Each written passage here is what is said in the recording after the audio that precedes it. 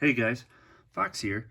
It's the end of the year and it's time for my top games of 2019. I'm going to do it a little different this year as I played quite a few games that weren't released in 2019. So, with that thought in mind, I decided that I should only do a top 5 of games that were released in 2019 and a separate top 5 of games that were released outside of 2019 that I played this last year. So, without further ado, let's go ahead and get started with the games that did not release in 2019.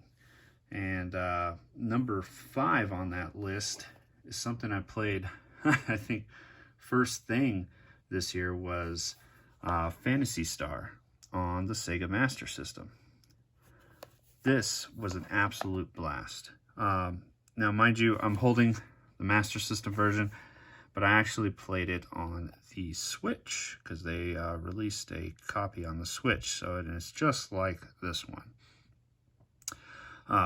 Had a lot of fun. I was super impressed with how good this game looked for its age. It's pretty amazing.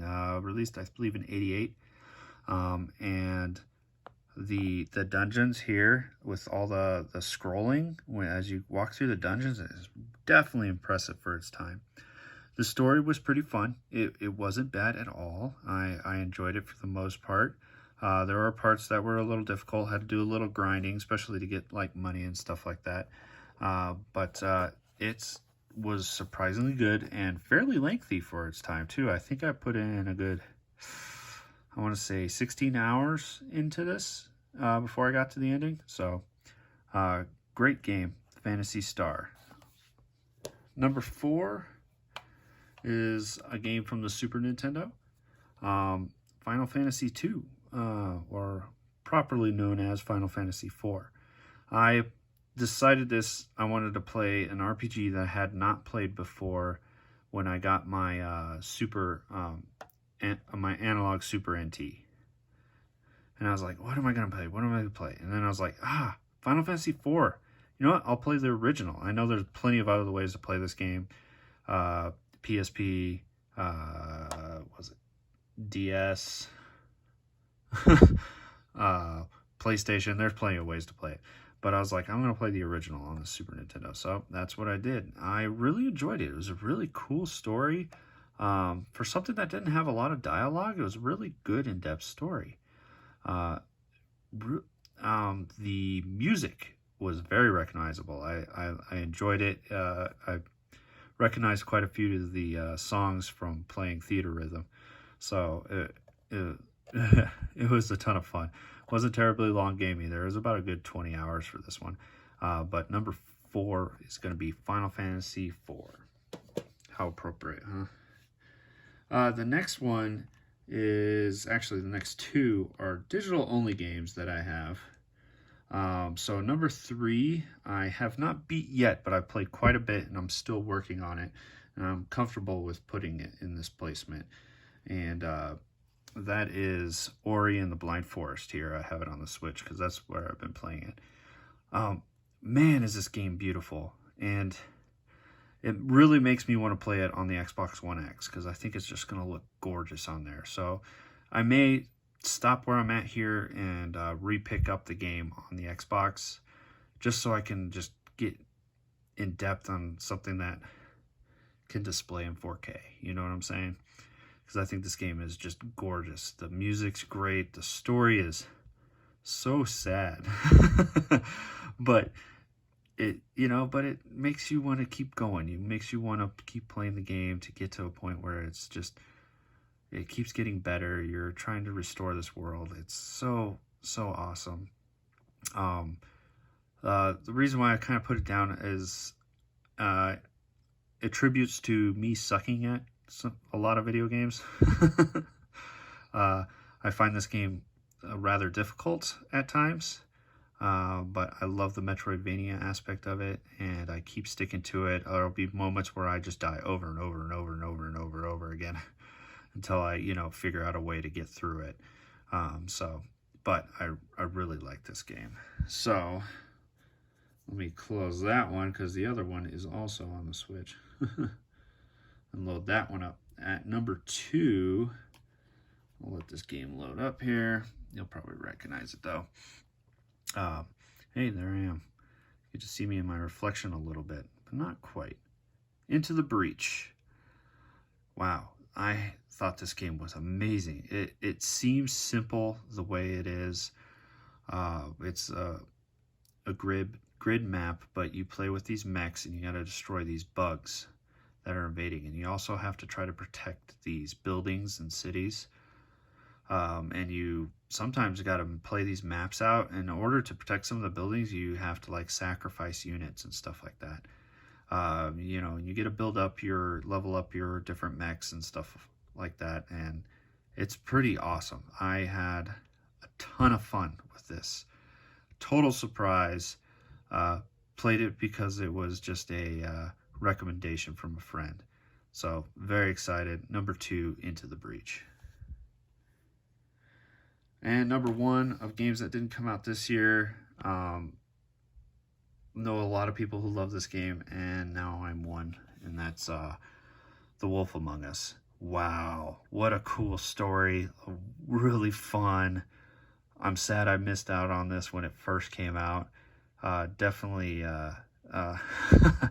underrated. And now that I'm hearing in the news that the new Telltale Games is starting from scratch making The Wolf Among Us 2. That makes me so happy. This story in this game was so good. I really enjoyed it. All the characters, you know, Snow White, Bigby, oh man, Ichabod Crane. This was such a cool game.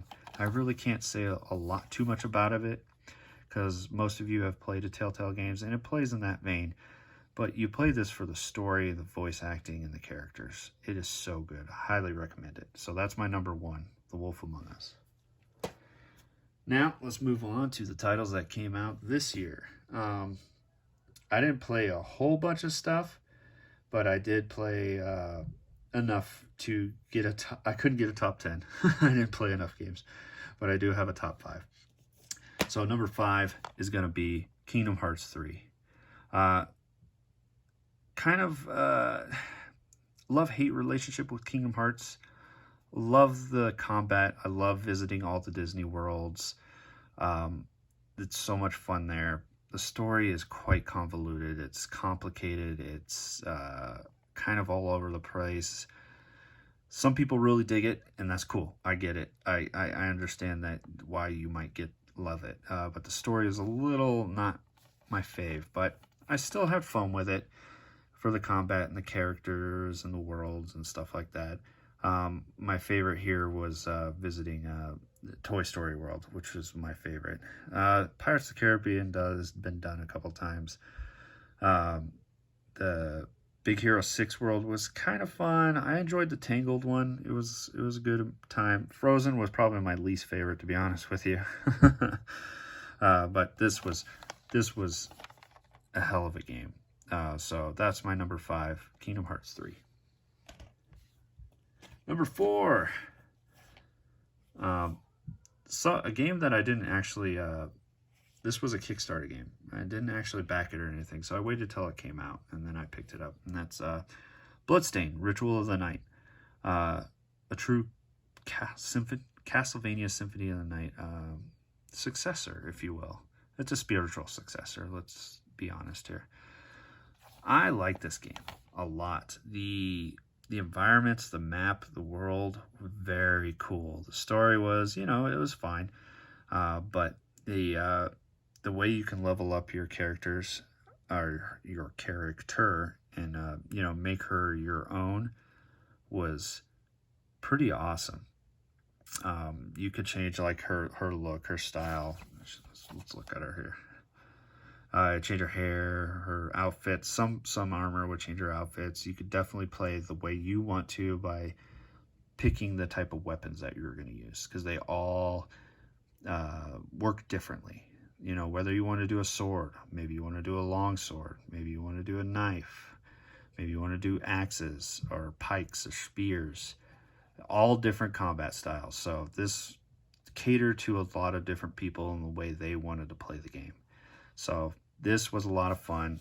Obviously Metroidvania style, big map to explore, to go back and backtrack, level up your character, do all that stuff. Good soundtrack too. Great game. Number 4, Bloodstained.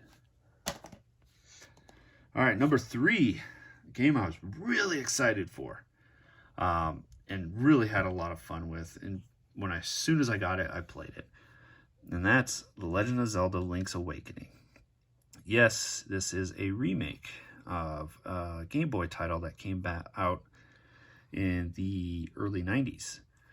So I loved it when I was a kid playing on the Game Boy, and now playing it completely remade from scratch on the Switch was an absolute blast. Loved it.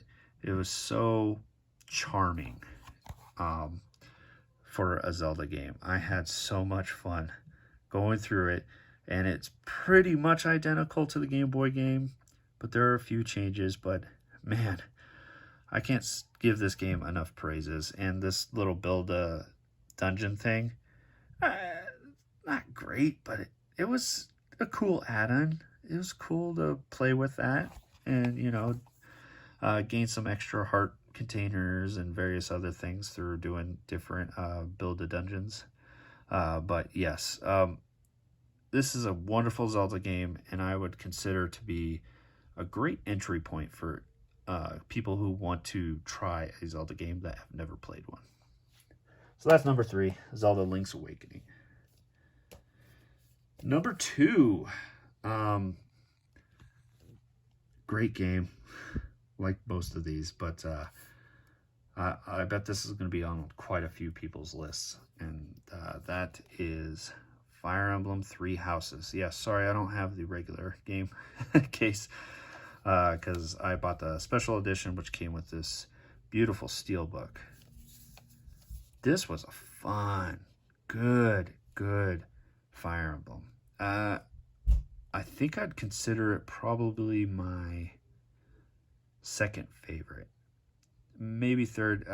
It's hard. It's a toss-up for that second, third place, because I really liked Path of Radiance. Number 1 is Awakening is my favorite.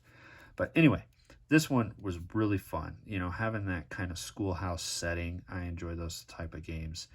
And going through a big story where you have 3 different houses that you can be a part of, being their instructor and being kind of the hero of the game. To have 3 different stories, and that's awesome. Increases the replayability. I wish I had more time to devote to the game, to be honest, because I played about 1.5 times. There's some artwork in here. I played through on Golden Deer first and really enjoyed that story and found the characters in that house very likable. Recruited some of my favorites from the other houses. But I also started a story with was it Black Eagles, I believe? Yeah. So I didn't get all the way through because, some other games were coming out, and I was like, I probably should set this to the side so I can play some more games. But, the music in this game is so good. Oh, man, and the character development. Learning about each of those characters in this game is so much fun. Anyways, so number 2, Fire Emblem 3 Houses. And number 1, for those of you who know me well, won't find this all that surprising at all, is Trails of Cold Steel 3. I'm still working on this. Mind you, I have not finished this game, but I am 100 hours into it, so I think I'm comfortable with placing it here at number 1. The 3rd chapter in this series is so good. You're continuing your story of Rean Schwarzer, this time as an instructor of a branch campus of the original school that you attended in the first game.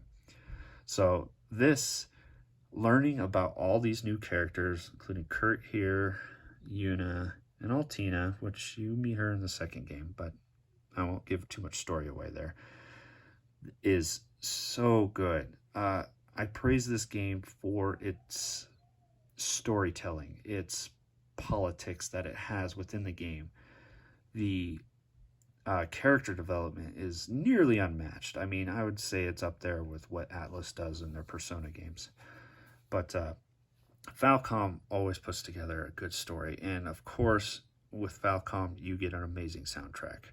All the Trails of Cold Steel games are just so good with their music, just like up there with their Ys titles. Uh, the added things they do to combat, it just freshens it up a little. For those of who has been playing through the Trails of Cold Steel series, you don't necessarily want to just play, it's the same exact combat. No, they add some stuff into it to add some complicated. They also added finally a feature where those who are a veteran to the series, like, okay, I can't wait to play this, but you know what? I wish I could start this game on Nightmare mode. Well, you can now. You don't have to play through it once in order to unlock it. You could start from the very beginning in Nightmare mode. Fair warning, it's quite difficult, especially at the beginning, starting in Nightmare mode.